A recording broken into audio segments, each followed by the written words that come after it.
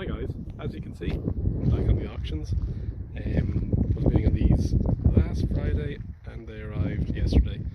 Two 2005 Nissan Micras, similar from face value, but actually quite a few differences in between. This one being from the capital, this one being from the real capital. This one here, the blue one, was €450 with 180,000 kilometers, once tax, and I think NCT'd until November.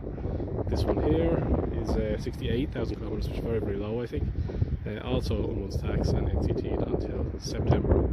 I picked them both up from Marlin Auctions in Nace, and I think they're both ex-Windsor Direct, as the sticker on the window says.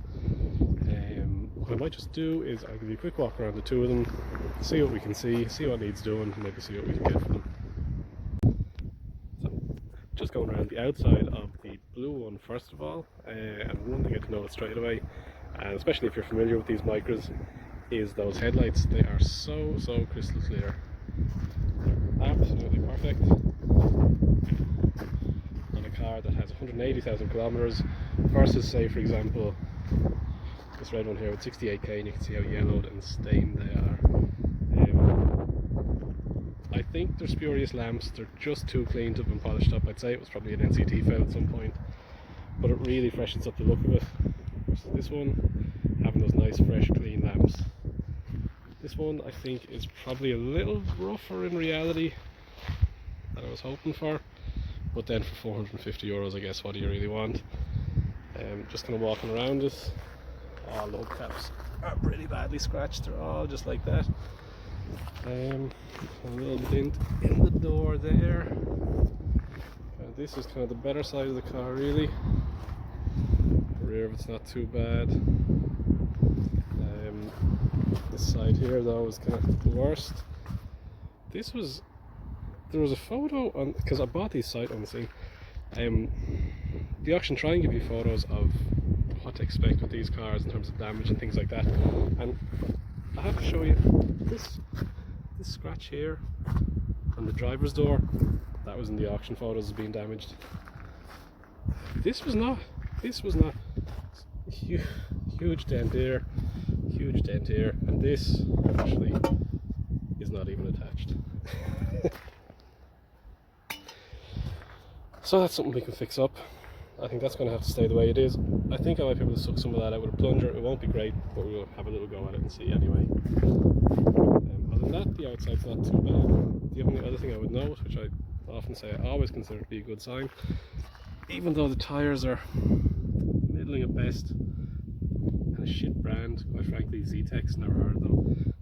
There is 4 matching tyres on it, which I always consider to be a good sign of maintenance.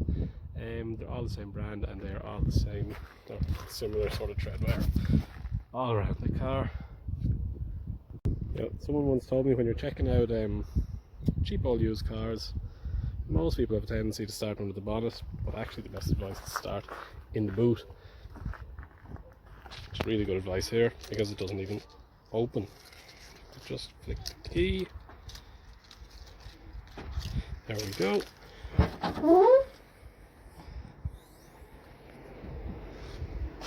So we've got a lot of car mats. 1, 2, 3, 4, 5, 6, 7 mats, and 6 litres of engine oil. It's empty. It's a little bit in that. Wouldn't be a great first sign. Oh god, that's wet. That's wet.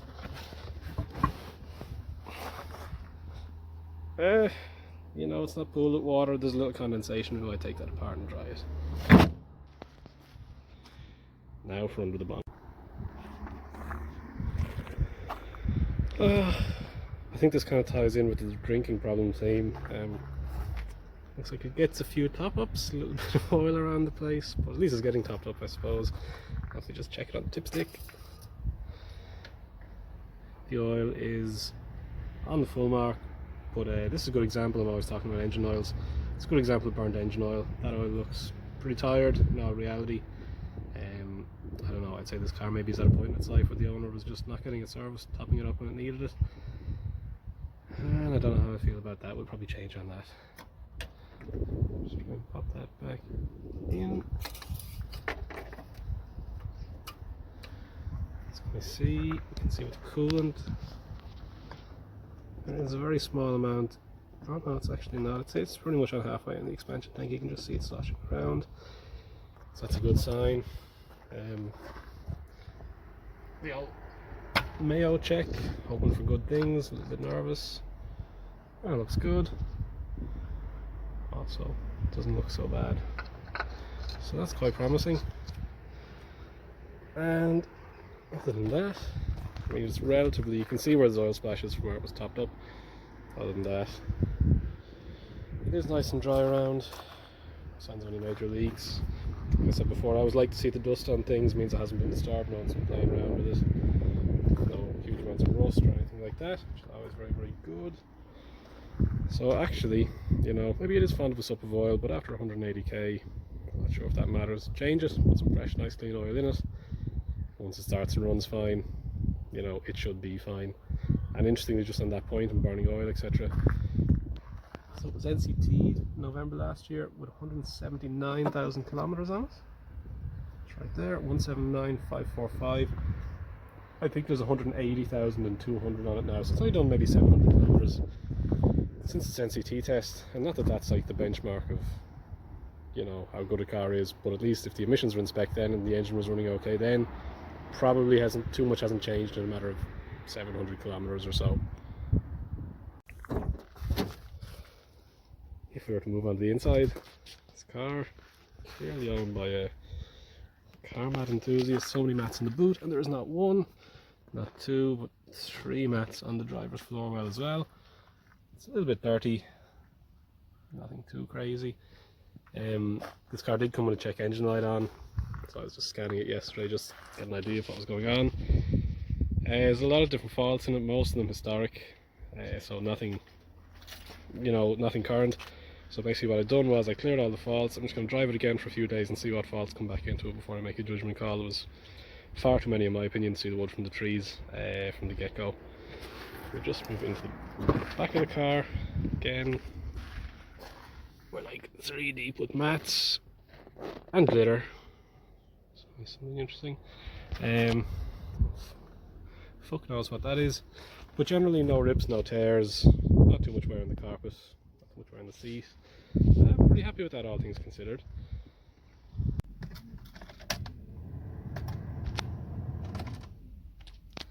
So 180,300, so 800 kilometers since the NCT, but it's still expected to be really reasonably fresh. As we can see, starts 100%, no more lights on the dash. So I'm just going to drive it myself for a few days till the lights come back on, see if they come back on and see what we need to do. If we look around the car, the rest of it is dirty but clean. There's no scratches, no rips, no anything like that. These little dials here, it looks like somebody with long nails might have been using them because they're just dug into it the whole way around, and the whole way around. No intention of fixing that, not on a car this cheap. Move into the glove box. Oh, a lot of shit. There's its auction docket, make and model, tax to the end of March, NCT till the end of November, 180,000 kilometers, 2 stamp service history, sold as seen. Very, very promising. We'll just have a quick flick through the rest of the crap in here. So we got warranty booklet, maintenance record, supplied new by Windsor and Dean's Grange in July 05. Just flick through this very briefly and see is there anything worth talking about. Oh, sort of breakdown. Well, you won't have that in Nissan, will you? Because they don't break down. What have we got here? 2 services. Wow. And looks like both of them, I'd say, were when the car was traded in. The first one was in 2007 when the car was 2 years old. A different dealer, John Van Ans in Wicklow. That's a little bit down from Windsor and Grange. And then another one 5 years later than that, probably when it was traded in again in Renault Bellegarde. My god, That's really bad. Other than that, it's a clean slate. There's our manuals. Nissan maintenance tips. Well, whoever had this car didn't need that. And that looks like our NCT details. Try and flip this open. There we are. So what we can see from this, a nice consistent mileage history of some degree. Done 20k in a year there, quite a lot. 30k in a year there, and roughly 30k over 2 years there. Tested in Drogheda. So someone's been putting up the mileage in this, but then, you know, what harm? People are always afraid of a high mileage car. Don't think it's always bad news.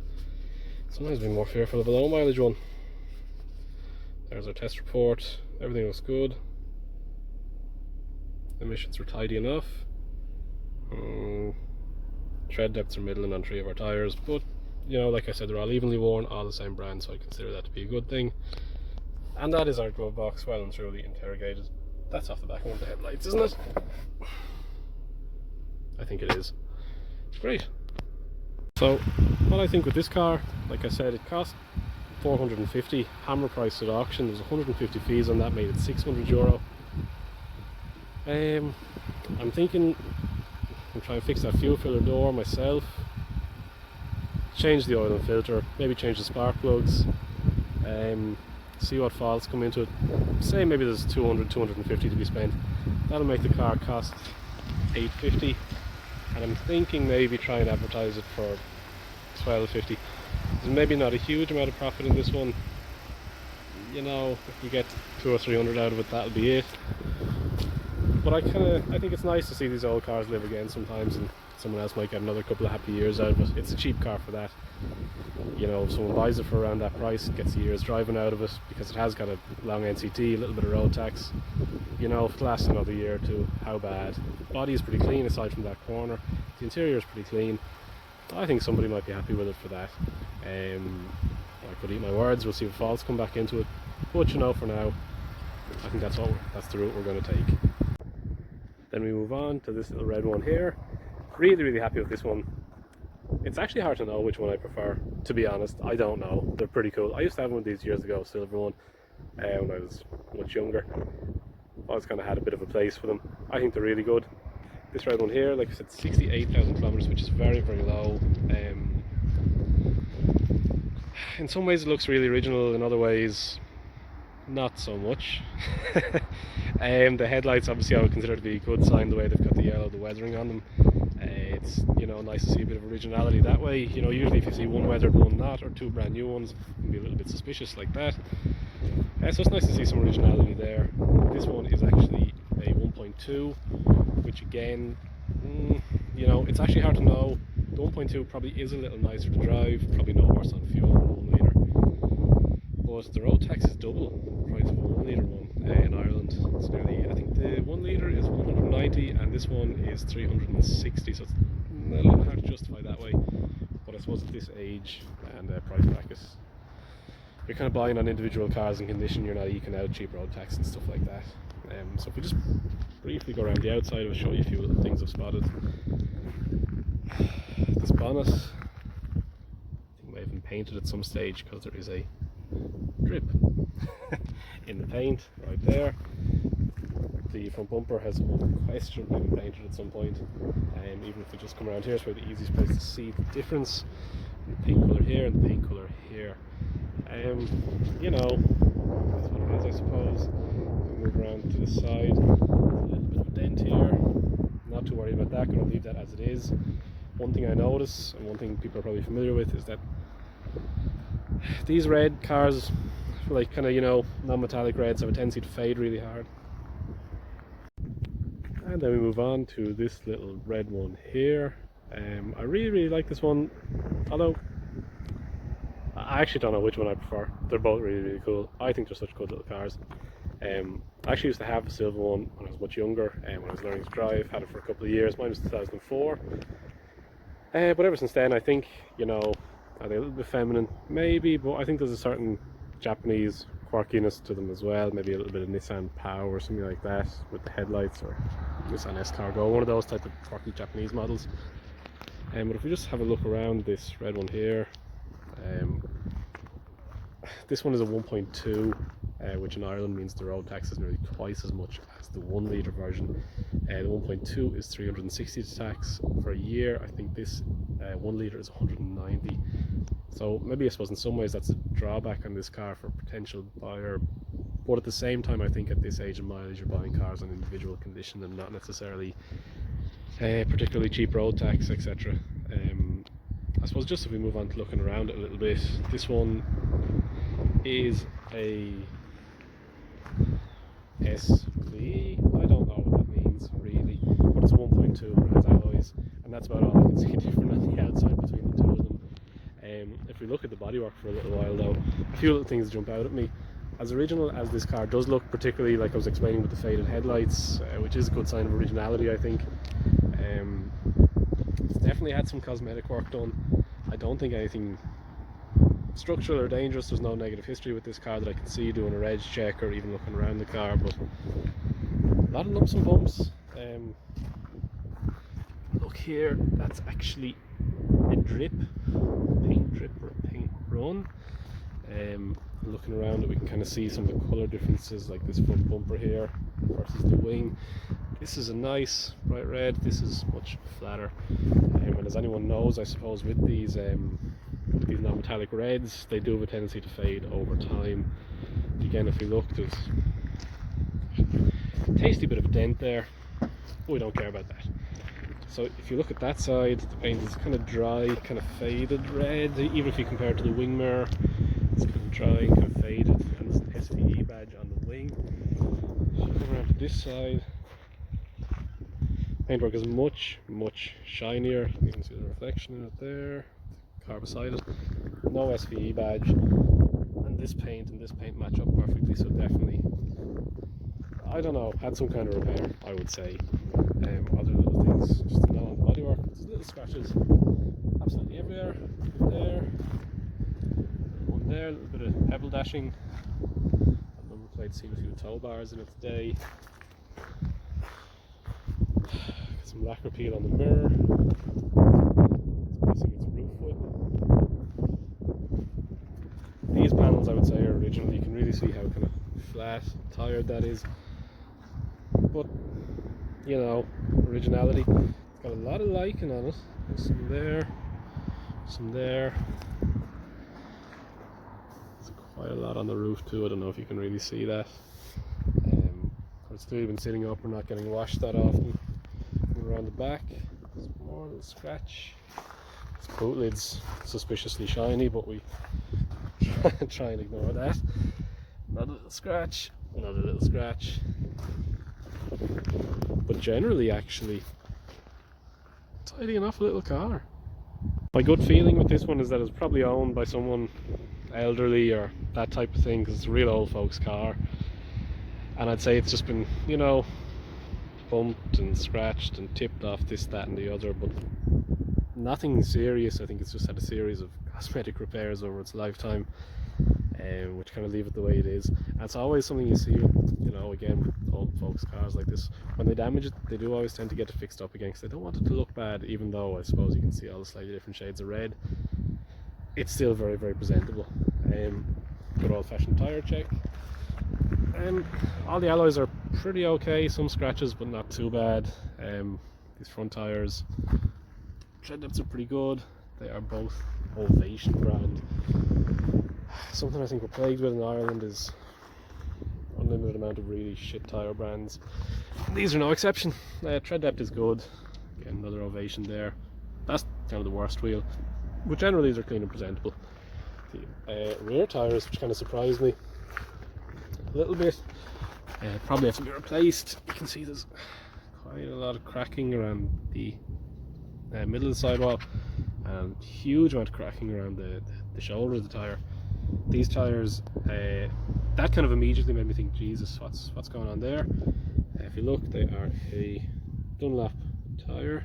And what went on surprised me even more than that was the day, the 9th, 2008. That makes those two rear tyres, that one there, that Dunlop, and that Dunlop there, just in a similar condition, cracking around the shoulders, cracking around the sidewall. Not as bad, but still quite bad. That makes those tyres almost 13 years old. So this is a 05 car. So those tyres went onto it when it was 3 years of age, and they're still on it now. So that is, you know, while the tyres, quite frankly, are probably fucked, it gives the car a bit of provenance of probably what easier life it's led, that it still has two almost original tyres fitted. We move on again to give it the boot test. Let's have a little look inside. Struts are squeaky, just like the other Micra. Huh. There's the roof whip. That's great. Look under here. This one feels a little drier than the other one. Oh no, it's definitely not. A little bit damp as well. No rust, no pooling water, no signs of damage. So I don't know, I think that's pretty good. Happy with that. Let's clean that up, dry it out, and we're winning. When we look under the bonnet of this one, I suppose it's clear to see the lower mileage. This is, correct me if I'm wrong, a CG12 DE, the other one's a CG10 DE, and I think is it just a different stroke and the rest of the engine is pretty much identical? I think visually it's definitely identical. So you can see this one isn't using as much oil, or if it is, whoever's topping it up is much tidier about it, but with such a lower mileage, I wouldn't say it's using any. Yeah, we look at the oil again compared to the other one. You can see that nice honey kind of colour. That's a good clean oil, and again I think that kind of fits with the car's history. And then if we check the coolant, you can see again the coolant bottle is full, but if you compare it to the other Micra, that's a good colour. You know, you can still see some of the green in it. The other one was nearly clear. That coolant's a lot less warm, which is always good. The rest of the engine bay, as usual, nice and dry, no signs of leaks or anything like that. I do think that's a good, nice, clean, honest engine bay. Again, if we have a look at this, where's my NCT disc? It's NCT at 67,600 kilometers. There's approximately 68 on it now, or actually we can tell you if we check our option report. It's 68,063, so it's done 300, maybe 400 kilometers since it was NCT'd. I think that's really good. Again, it's not an indication that the car is serviced or maintained, or is unbreakable, but it passed the minimum standard of roadworthiness pretty recently. I always consider that to be a good thing. 4 owners, which is hard to believe given the mileage, but must be true because again, it's been motor checked, no unusual past with it. Nice bit of road tax with this. 6 months road tax still on it, which is always good. Now let's have a look inside. Clearly another car owned by a car mat enthusiast. 2 sets of car mats. That's usually another good sign of old folks, though. Being doubly careful with their cars. Jump in. This one is a lot cleaner. Again, no marks, damage or rips or anything like that. It's not even that dirty in here. Rear bench, pretty good. A little dirty. No marks or anything like that. Dash is in much better condition. No rips around the dials or any of those type of thing. What have we got here? We'll just start it up and see what it's like.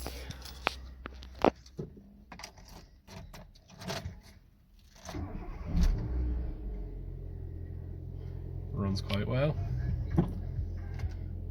Quick flick through. Giant padlock for some reason.